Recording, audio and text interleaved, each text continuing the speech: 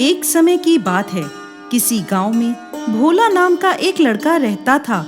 अपने नाम के अनुरूप वो बहुत भोला भाला था, लेकिन साथ ही उसमें आलस भी कूट-कूट कर भरा था।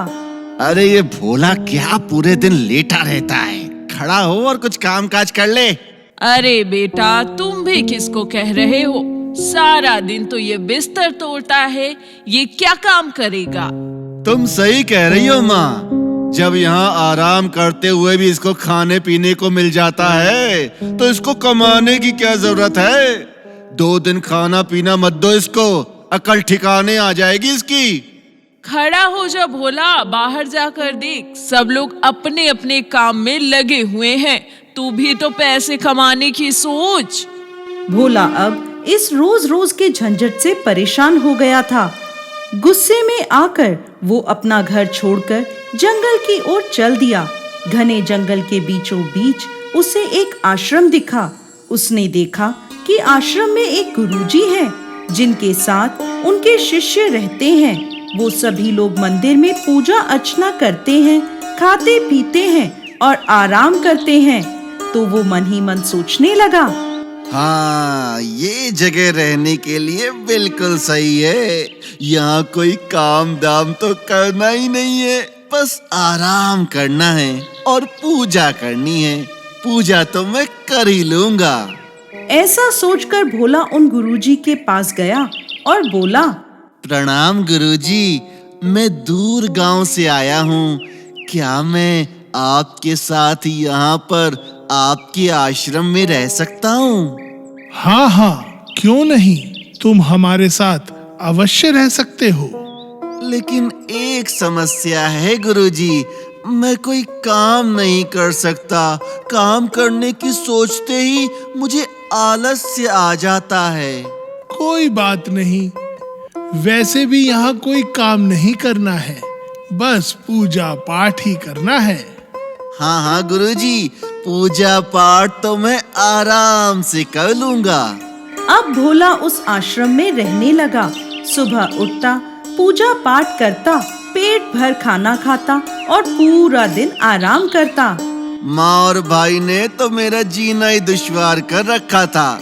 कहते थे बिना मेहनत करे 2 वक्त की रोटी नहीं मिलती। अब कोई उन्हें जाकर बताए कि कैसे मैं बिना मेहनत किए ही पेट भर भोजन करता हूँ।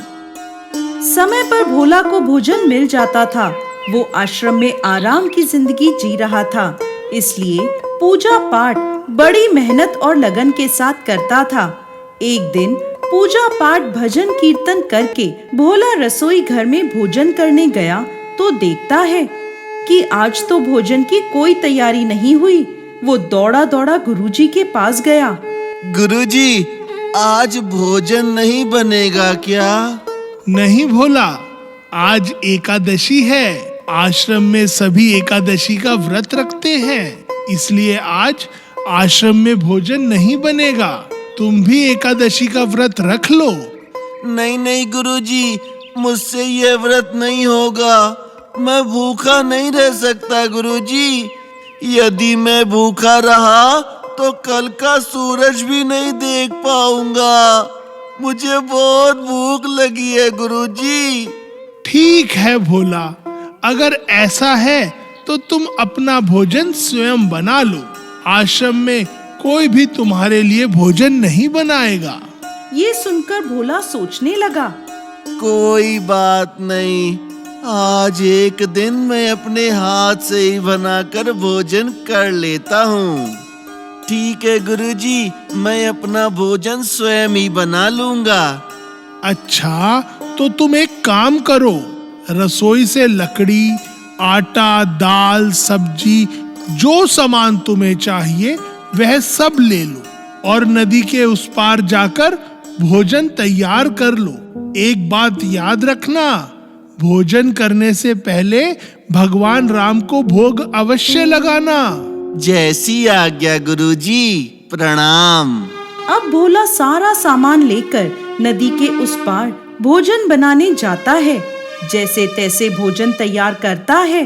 अब जैसे ही वो खाना खाने बैठता है, अरे याद आया, गुरुजी ने तो कहा था पहले भगवान राम को भोग लगाना, उसके बाद ही खुद भोजन करना। पहले भगवान राम को भोग लगाता हूँ। आओ मेरे राम जी, भोग लगाओ मेरे राम जी। प्रभु राम आइए, श्री राम आइए, मेरे भोजन का भोग लगाइए। भोला परेशान हो गया कि वो बार बार बुला रहा है, लेकिन भगवान राम भोग लगाने आ नहीं रहे हैं। भोला ने सोचा कि गुरुजी ने कहा है तो भोग लगाना जरूरी है। वो इतना भोला था कि ये भी नहीं जानता था कि भगवान स्वयं भोजन ग्रहण करने नहीं आते, लेकिन वो अपनी बात पर डटा रहा। मैं समझ गया प्रभु राम जी कि आप भोजन करने क्यों नहीं आ रहे हैं। आपको तो माल खाने की आदत है। मेरा ये रूखा सूखा भोजन करने भला आप क्यों आएंगे? लेकिन आपको बता दूं मैं, आज वहाँ पर भी कुछ नहीं मिलेगा। वहाँ तो सबका एकादशी का व्रत है। अगर भूख लगी है तो यहाँ आकर यह भोजन ही कर लीजिए, वरना तो भूखा ही रहना पड़ेगा।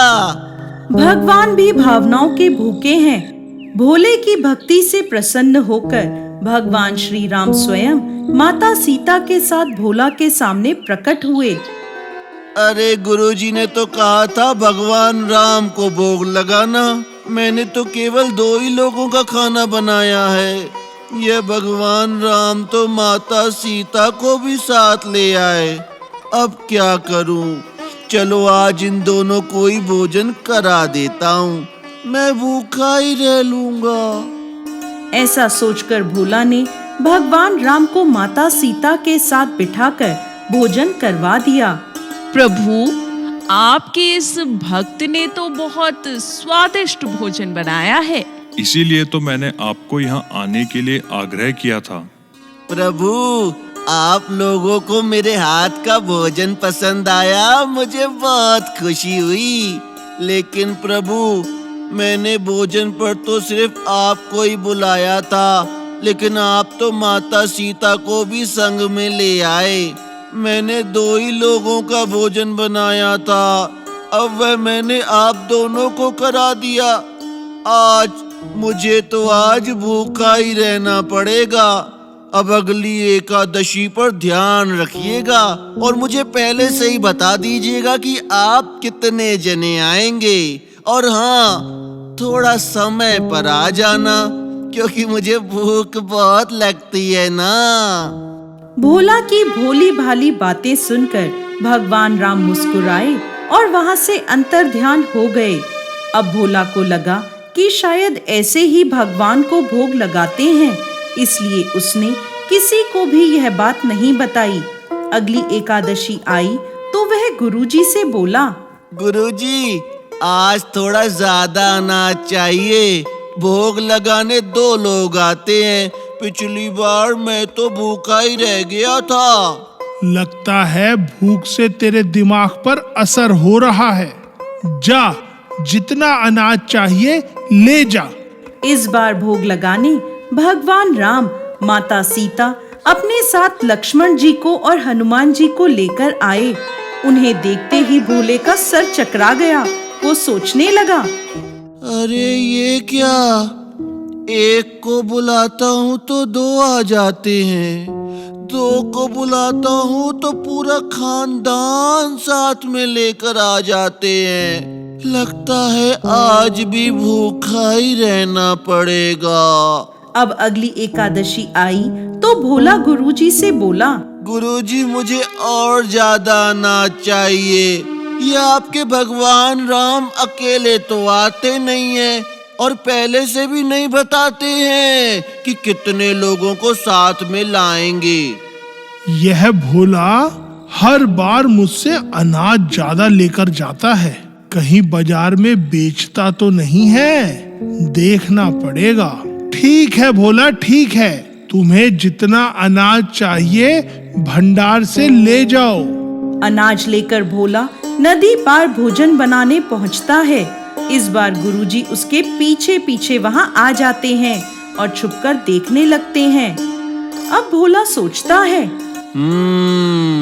ये राम जी अकेले तो आते नहीं हैं। इस बार पता नहीं कितने लोगों को साथ ले आए। आज पहले उन्हें बुला लेता हूँ और उसके बाद ही भोजन पकाऊंगा, जिससे इस बार मुझे भूखा न रहना पड़े। आओ मेरे राम जी, भोग लगाओ मेरे राम जी। प्रभु राम जी आइए, श्री राम जी आइए, मेरे भोजन का भोग लगाइए। देखते ही देखते सारा राम दरबार भोजन करने आ गया। अरे भोला, यह क्या? तुमने तो हमें भोजन करने बुलाया है, लेकिन भोजन तो अभी तैयार ही नहीं है। नहीं प्रभु, मैंने भोजन इसीलिए नहीं बनाया कि आपका भोजन बनाता हूँ तो आप माता सीता को साथ में ले आते हैं। 2 लोगों का भोजन बनाता हूँ तो पूरा खानदान साथ में ले आते हैं। आज मैंने सोचा कि पहले आपको बुला लेता हूँ। पता नहीं कितने लोगों को साथ में लेकर आएंगे, उसके बाद ही भोजन बना लूंगा। प्रभु जी, अब आप आ ही गए हैं तो मेरी भोजन बनाने में कुछ मदद ही कर दें।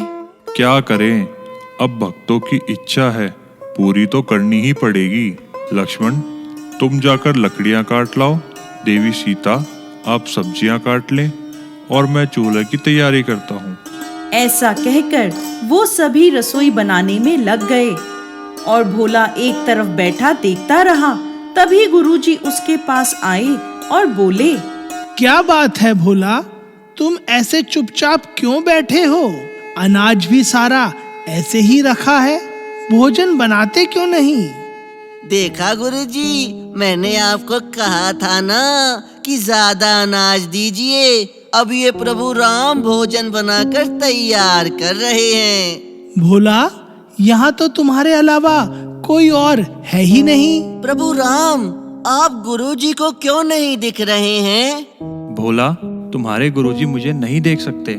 लेकिन प्रभु, गुरुजी तो बहुत ज्ञानी है, बहुत ही विद्वान है, सदैव पूजा अर्चना भी करते रहते हैं, फिर भला आप उन्हें क्यों नहीं दिख रहे? माना कि गुरुजी बड़े हैं, लेकिन वह सरल नहीं हैं तुम्हारी तरह, इसीलिए मैं उन्हें नहीं दिख सकता। सही कह रहे हो भोला तुम। मैंने सारी विद्याएं पाली, लेकिन तुम्हारी तरह मन की सरलता नहीं पाई। हे प्रभु श्री राम, मेरी आपसे यही विनती है प्रभु, मुझे अपने दर्शन देकर कृतार्थ करें प्रभु, कृतार्थ करें। तभी प्रभु श्री राम गुरुजी के सामने प्रकट हो गए और गुरुजी को भी दर्शन दिए। इस तरह एक भक्त के कहने पर भगवान श्री राम ने रसोई भी बनाई। जय श्री राम।